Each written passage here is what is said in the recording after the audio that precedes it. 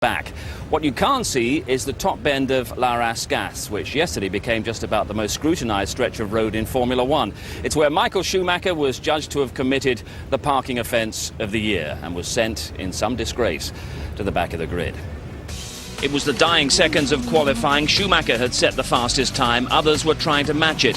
When he seemingly lost control of his Ferrari at La Rascasse, it had the convenient effect of compromising the fast runs of everyone behind him, Fernando Alonso in particular.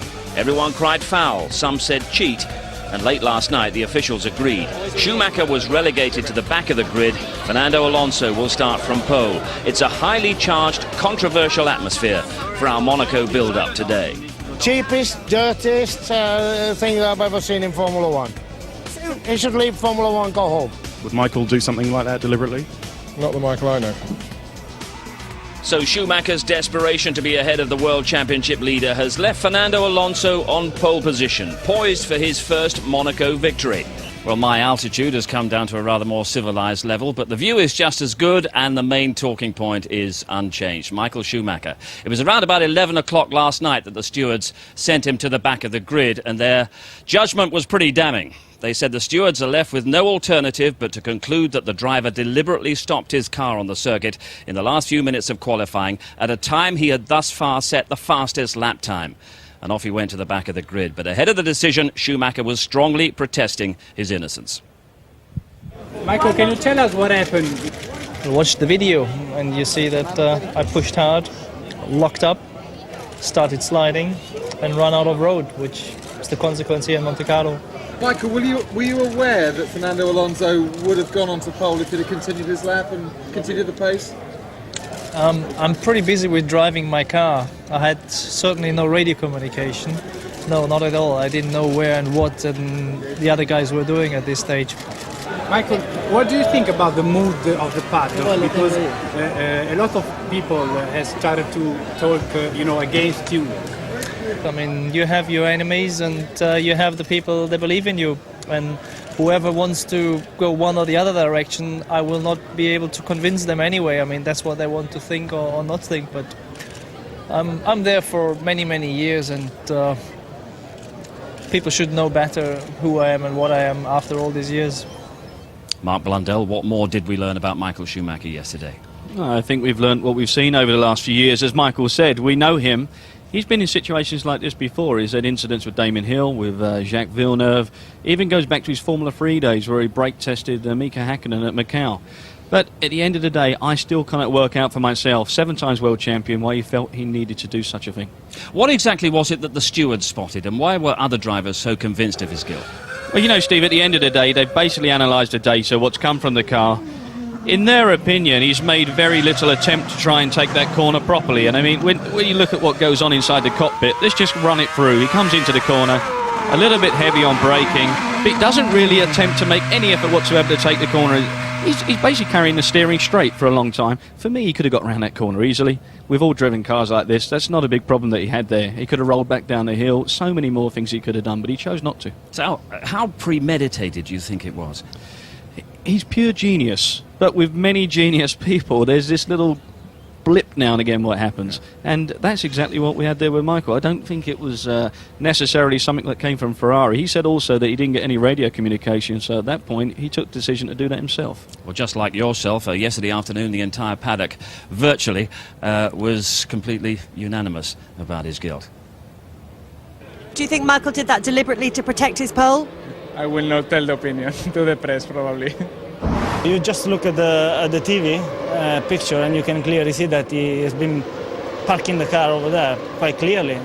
And my thought is that probably could have parked it even better. He stopped the car not to crash, and these things in Monaco is always possibility to make mistakes. Extraordinary. He didn't stuff it into the barrier at all. He didn't actually. He parked it without having to damage the car. It was quite an extraordinary incident. If he was the first guy doing the next string of second set of tyres, obviously that was quite a powerful trick. Would he really do something like that? I don't know. This is the way Ferrari manage, So what did happen then? Well, he lost control of the car. There was absolutely no way it could be an error. He parked the car in the middle of the road. and tried to stop Alonso with completing his fast lap. No big surprise that Michael had to stop, is it?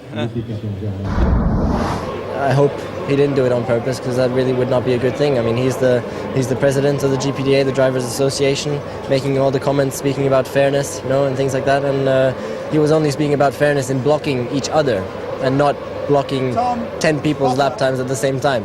Did Michael Schumacher deliberately or not deliberately stall his car to get that pole position? I think you know the answer, so don't ask me questions like that. Well, it's a pleasure to be joined here now by Sir Jackie Stewart, 3 times the winner here at Monaco. But Sir Jackie, how saddened were you by what Michael Schumacher seemingly did yesterday? I was very disappointed. He's a driver of enormous talent and ability. He's got a record that's quite incredible, the finest record that's ever been in Formula One motor racing. And I don't think he needs to do that. I think he did make a mistake, but I think his mind management clicked in and he thought, I've now made a mistake, what can I make of that? His mind works very quickly. But to say that the car stalled and he couldn't go any further, I think is not correct. Because I remember here in 1997, he was racing against Stuart Grand Prix. He spun at Saint-Devote within 10 laps of the end of the race in the rain. He didn't stall the car then because he was going to lose the race, and he continued, and it was a much more dangerous set of circumstances than he did at Rascasse yesterday. I was very disappointed. So you didn't think that he went in then with a plan? It was some kind of instinctive reaction, and if that's the case, that's a fairly worrying trait in his personality, isn't it? Well, I would have to say that I don't think he went into that corner with the intention of stopping it. I would give him the benefit of the doubt in that. But when he made his slight error, and it was a very slight error, I mean, there's no damaged car, there's no front wing knocked off. If it had really been a problem, that would have happened. So as soon as he recognised there was a wee problem, he made it a big problem.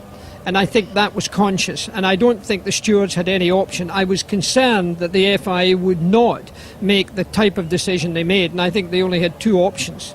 They could have made the decision of putting him at the back of the grid.